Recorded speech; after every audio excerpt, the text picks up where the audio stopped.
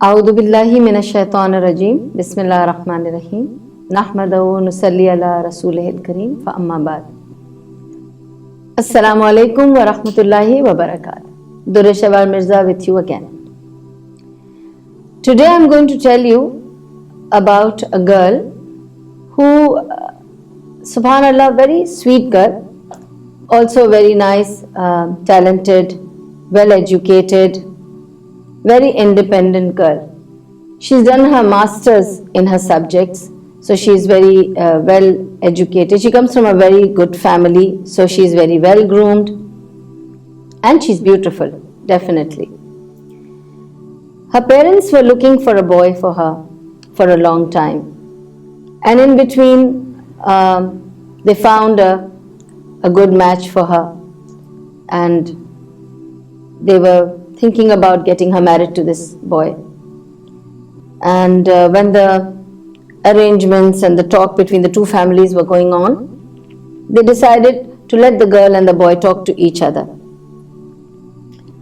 And they started talking on the phone, chatting with each other. And you know, the talk it's exciting initially. It's a case that I want you to really pay attention to and see what I'm getting at. They started talking to each other.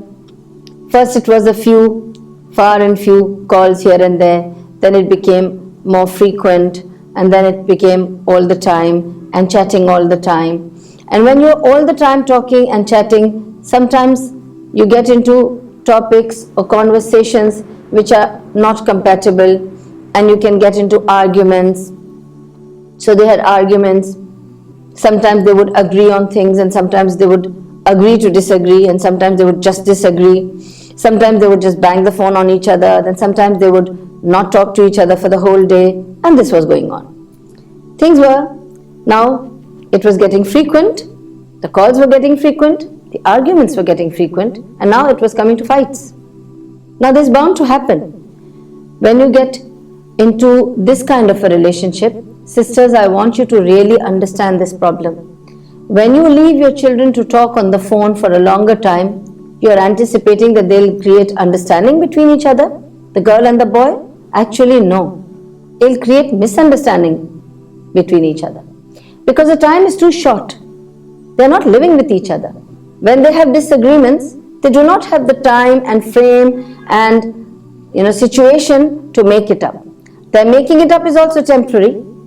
Everything is temporary, and it starts piling up. And so it started piling up.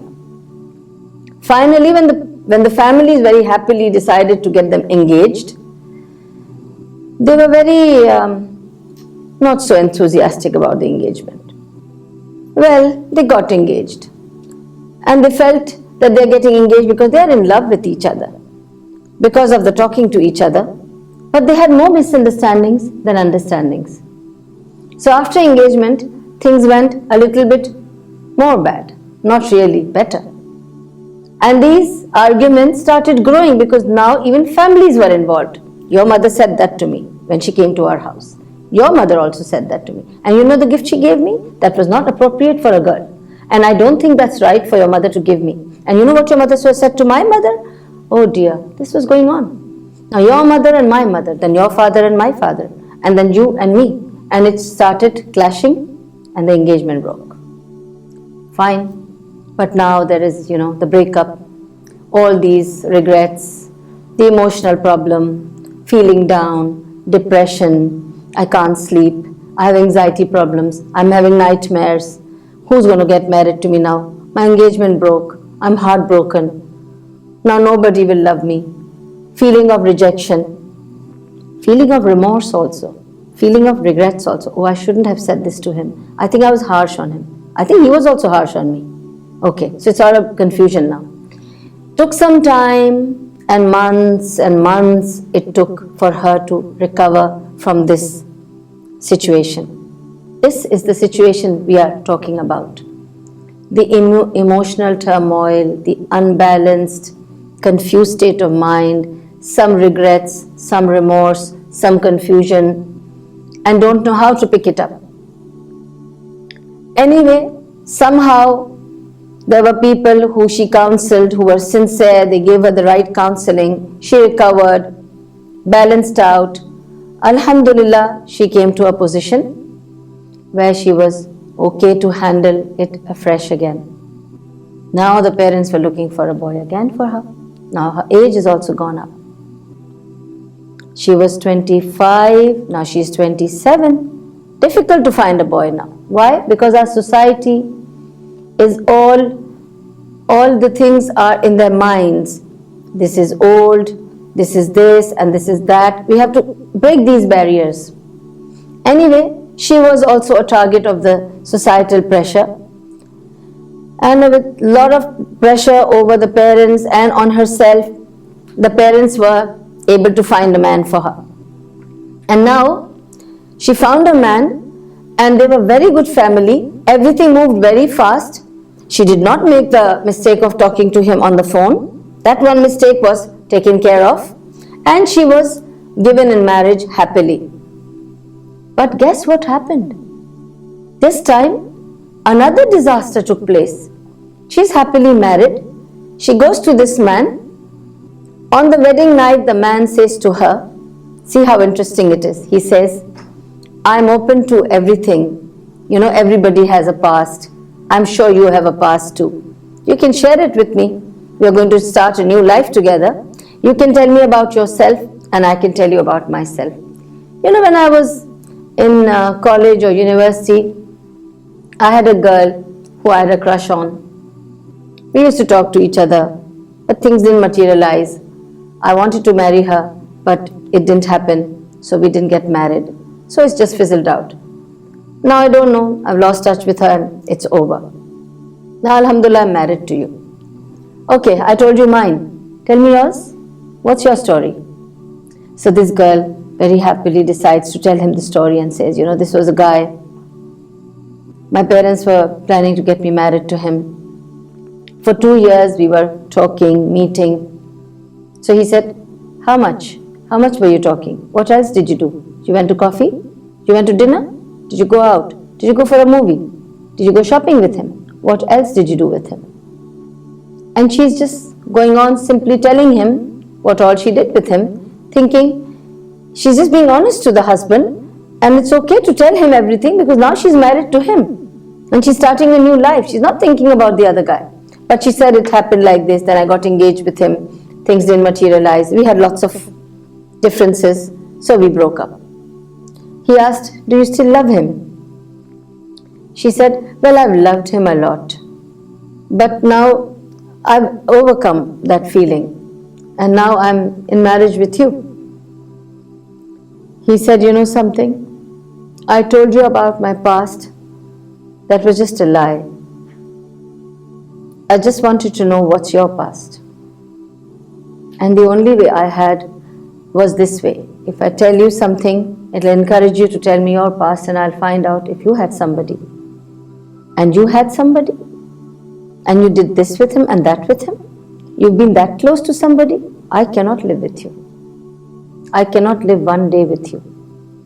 Tomorrow morning, you're going home. I'm very sorry. With this baggage of your past, I cannot start my relationship, my marriage, and my life with you. Before they started, they ended. The next morning, she was back home. Parents didn't know how to deal with it. They didn't know what to do. This girl has come up with this story. They're asking her what happened. Why have you come home? What did you do? What did you say? What happened in one night? She said, I can't imagine it can happen like this. I can't believe what has happened with me.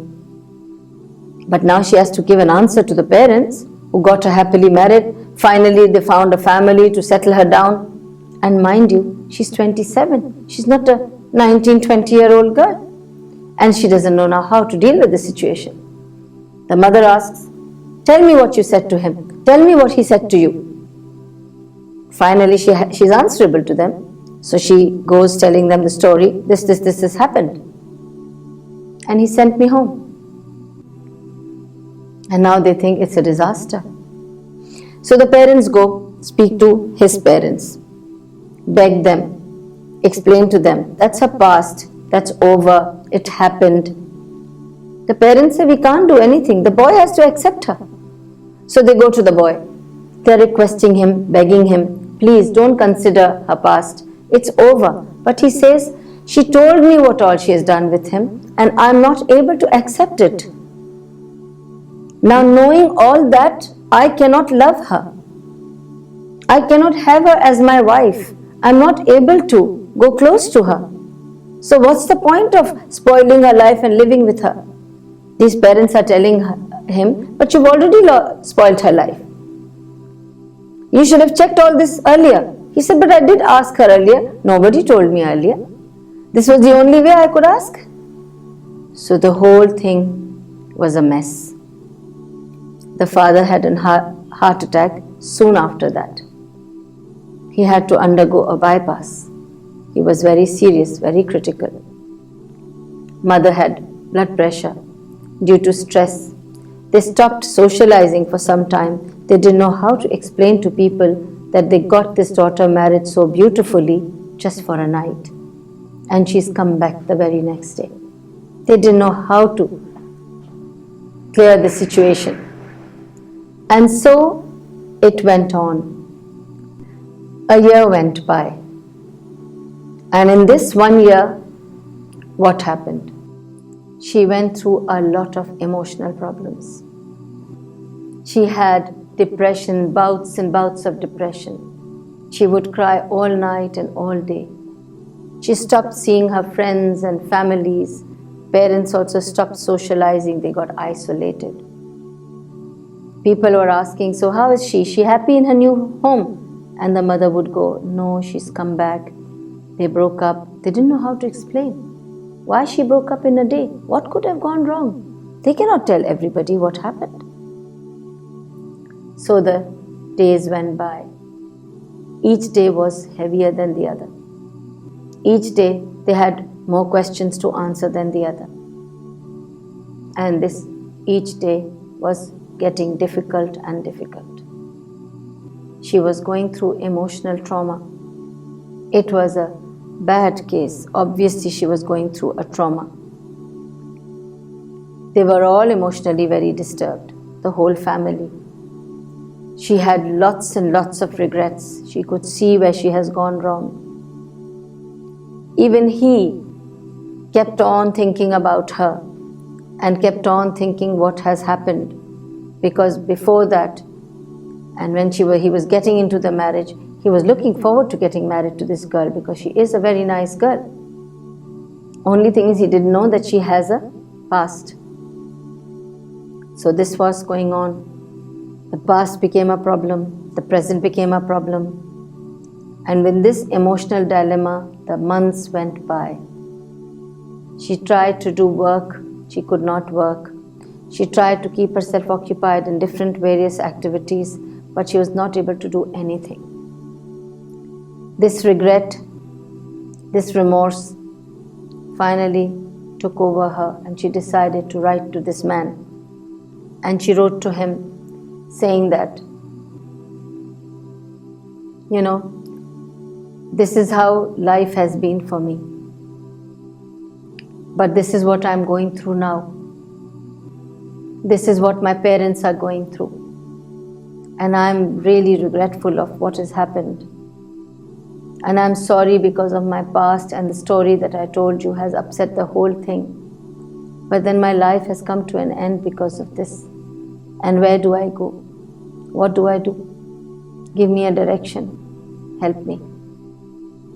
Then the man started thinking about this girl and her problem. The parents also approached the boy's parents again and said, think about it. She's still in the same situation. So these parents met the other parents and they said that the girl is still in this situation. And how can we settle her now? How can we go and tell people what happened with her? And so they gave it a thought. In this scenario, the parents need counseling and the parents-in-laws need counseling. The parents also needed counseling. The mother came to me. I explained it to her. she has to take it easy. She has to understand that the daughter is going through a trauma. Don't put pressure on her. Wait for her to settle down. Wait for the things to settle down. Give her space. Give her time. And she will realize her mistakes. And she did. The parents-in-laws also had to be counseled and explain the situation in this scene so that they can accept her back and keep the past away. It's a past. She's not carrying with her. It's over. That's how we have to deal with the past. Whatever's happened yesterday, it's over. You're not carrying the yesterday on your back. It just influences you in many ways. You can take the lessons from it, correct yourself and carry on. You don't have to carry it over your head. Just like, for this I want to just say, Alhamdulillah Rabbil Alameen, the boy considered, the family considered, and she has gone back home, reconciled, and now again happily married. One happy story for you this time. Why? Do you know why? You will think I'm bringing sad stories with sad endings, and then I'm asking you that we will get a solution for it. But here it got resolved. Solution was found because the girl decided to change her way of thinking. She changed herself. She came down to humbleness. She was willing to apologize. She had regret and remorse. She was willing to go back to him, accept her mistake and start afresh. The change brought the change in her life. What change? The change in herself. When you promise a change in yourself, you promise to be different, you'll see the world different with you. And subhanallah, now she is happily married in her home again. And do you know this entire scenario that I've just presented to you, and this entire story that I've just told you with a nice happy ending? You must understand, to come to any happy endings, we have to take stock of ourselves, not always point the finger on the other party. And that's what it all takes.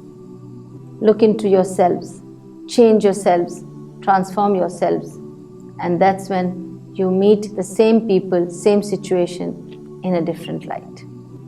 So all the best to all the listeners here, and you'll see more coming up at mybetterhalf.com. Express yourselves, share with us, give us your comments and opinions, and if you have a problem, let us find solution for it. So, see you then, and write to us at express@mybetterhalf.com. Assalamu alaikum wa rahmatullahi wa barakatuh.